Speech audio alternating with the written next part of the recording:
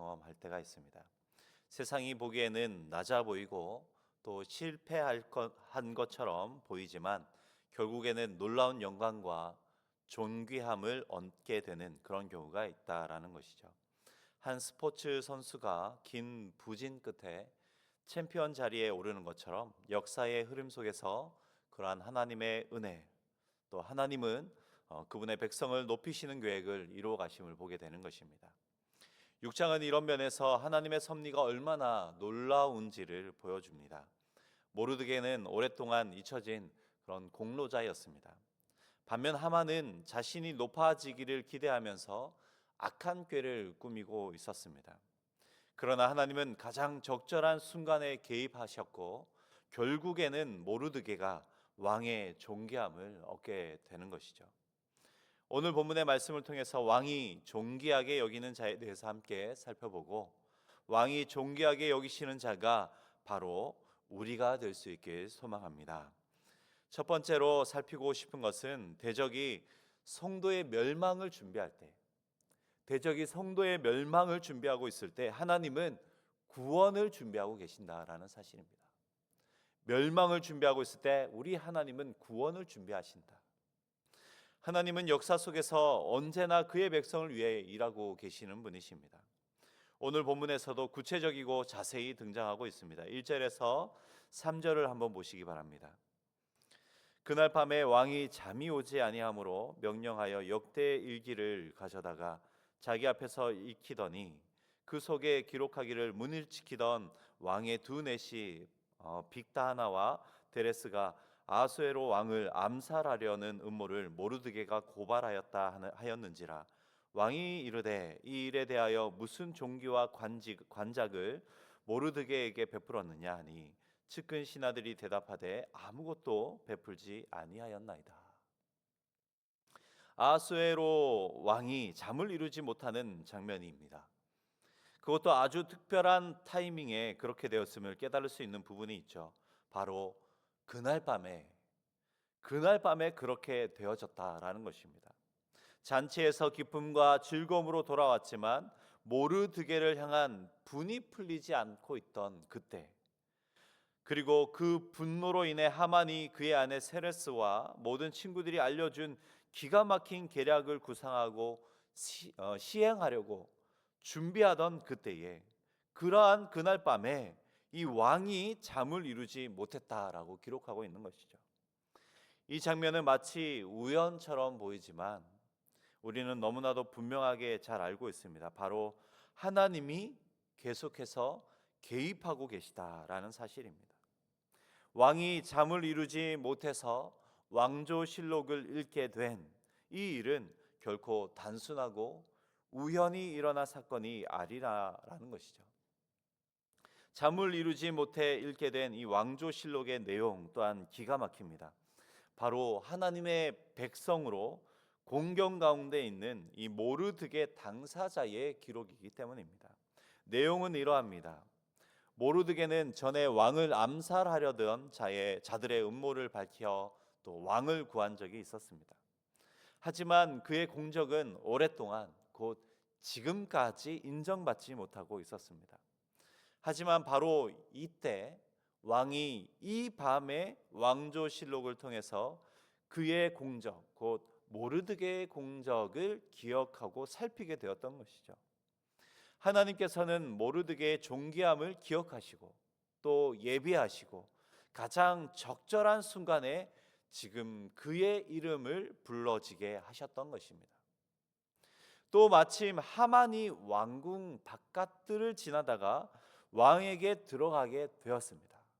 그렇게 되었기 때문에 모든 사건이 구체화되고 하만으로 하여금 모르드게가 존귀함을 얻게 되었던 것이죠.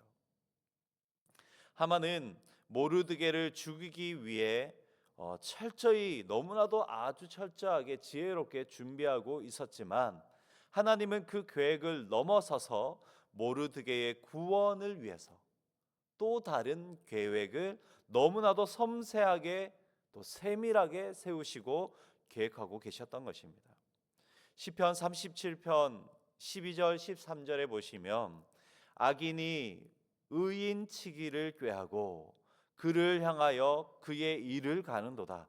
그러나 주께서 그를 비웃으시리니. 이렇게 고백한 이 시편 기자의 고백처럼 성도의 대적을 조롱하시며 결국 그들의 성도의 대적을 조롱하고 계시고, 또 특별히 그들의 악한 계획을 무력하게 하시는 우리의 하나님, 그 하나님을 우리는 여기서도 분명히 보게 되는 것입니다. 악인은 성도의 멸망을 준비하고 또 그렇게 계획하고 또 그렇게 실천하고 있겠으나, 하나님은 그 꾀를 비웃으시기라도 하시듯이 성도의 구원을 준비하고 계신다는 이 사실을 우리 모두가 분명히 믿을 수 있길 소망합니다. 우리의 삶 속에서도 우리는 여러 가지 모양으로 억울한 상황을 처할 수 있습니다. 악한 사람들이 우리의 이 믿음을 넘어뜨리려고, 무너뜨리려고 하고, 또 우리의 이 선한 행동이 모르드게와 같이 즉각적인 보상을 받지 못할 때도 있더라라는 것이죠. 하지만 우리는 그때도 하나님의 섭리를 온전히 신뢰하면서 우리가 보지 못하는 곳에서도 일하고 계시는, 우리를 위해 친히 일하고 계시는 우리 하나님을 바라볼 수 있어야 한다라는 것입니다. 그러므로 사랑하는 성도 여러분, 어떠한 멸망이 닥쳐오는 것 같은 그런 순간에도 성도의 구원을 준비하고 계시는 우리의 하나님을 다시 한번 더욱더 의지할 수 있길 소망합니다. 낙심하지 마시고 하나님의 때를 기다리십시오. 하나님께서 가장 적절하고 가장 완벽한 그 순간에 그분의 구원을 우리에게 반드시 보일 줄 믿으시기 바랍니다. 두 번째로 본문을 통해서 우리는 왕이 존귀하게 여기는 자는 왕처럼 높여짐을 보게 됩니다. 4절에서 9절 말씀을 보시면 왕이 하만에게 존귀한 자를 높이는 방식을 묻고 있습니다. 하만은 자신이 그 영광을 받을 것이라 착각하면서 아주 기쁨과 아주 큰 즐거움이 가득하여서 그의 심중에 이르기를, 왕이 존귀하게 존귀하게 하기를 원하는 자는 나 외에 누가 있을까? 나 외에 누가 있을까 생각하게 되죠. 그리고 그러하기에 자신이 마땅히 받길 원하고 또 받아야 할 모습을 왕에게 분명하고 아주 자신 있게 아뢰게 됩니다. 8절에서 9절 말씀 한번 보시겠습니다. 왕께서 입으시는 왕복과 왕께서 타시는 말과 머리에 쓰시는 왕관을 가져다가 그 왕복과 말을 왕의 신하 중 가장 존귀한 자의 손에 맡겨서 왕이 존귀하게 하시기를 원하시는 사람에게 옷을 입히고 말을 태워서 성중 거리로 다니며 그 앞에서 반포하여 이르기를, 왕이 존귀하게 하기를 원하는 사람에게는 이같이 할 것이라 하게 하소서. 이렇게 생각하게 된 것입니다. 왕이시여, 왕이 존귀히 여기는 자에게는 왕의 옷을 입히십시오. 그리고 왕의 말도 타게 하시고 왕이 직접 그의 존귀함을 선포하게 하소서. 물론 이 모든 존귀의 모습이 우리가 잘 알고 있듯이 하만이 아니라 모르드게에게 돌아갔지만, 이러한 왕이 존귀하게 여기는 자의 모습은 단순하게 권력과 또 명예가 얻어지는 과정이나 그러한 자에게 주어지는 상급을 단순하게 의미하는 것이 아닙니다. 왕으로부터 존귀하게 여겨지는 그 자체, 곧 왕처럼 높여지는 자가 누릴 그 높고 위대한 영광의 모습을 나타내는 것입니다. 더 나아가 그 영광의 모습은, 이러한 영광의 모습은 하나님께서 장차 그의 백성에게 베푸시는 영광의 상징적인 모습이기도 한 것이죠. 왕처럼 높여주심은 하나님의 나라에서 누릴 영광의 예표인 것입니다. 계시록 3장 21절에서도 예수님은 이렇게 말씀하시죠. 이기는 그에게는 내가 내 보좌와 함께 앉게 하여 주기를, 내가 이기고 아버지 보좌에 함께 앉은 것 같이 그와 같이 할 것이다 라고 약속하셨습니다. 곧 우리가 이 땅에서 신실하게 믿음을 지킬 때 하나님께서 우리를 그의 나라에서 왕처럼 높여주실 것이다 라는 것이죠. 사랑하는 성도 여러분, 하나님이 높이시는 사람은 결국 이와 같이 영원히 존귀함을 얻게 됨을 믿으시기 바랍니다. 그렇다면 그렇기에 이렇게 왕이 존귀하게 여기는 자, 하나님이 존귀하게 여겨 높이시는 그 주인공, 신실한 그의 백성이 바로 우리가 될 수 있길 소망합니다.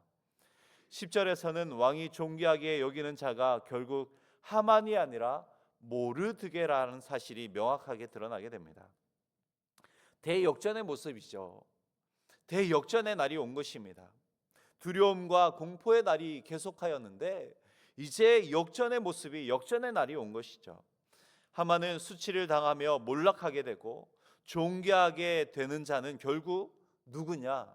바로 신실한 하나님의 백성이라는 그러한 사실이 드러나게 된 것입니다. 그렇기에 하나님이 계획하신 영광을 누리는 자가 결국 신실한 하나님의 백성이라는 사실을 굳게 믿으시고 하나님의 때를 끝까지 기다림으로 하나님이 존귀케 여기시는 자가 바로 우리가 될 수 있기를 다시 한번 소망합니다. 시편 84편 11절에서는 여호와 하나님은 해요 방패이시라. 여호와께서 은혜와 영화를 주시며 정직하게 행하는 자에게 좋은 것을 아끼지 아니하실 것이다 라고 말씀하고 있습니다. 하나님은 신실한 그의 백성에게 이처럼 끝까지 지키시고 그의 영광을 너무나도 아끼지 아니하시는 분이심을 시편 기자가 자랑하고 있는 것이죠.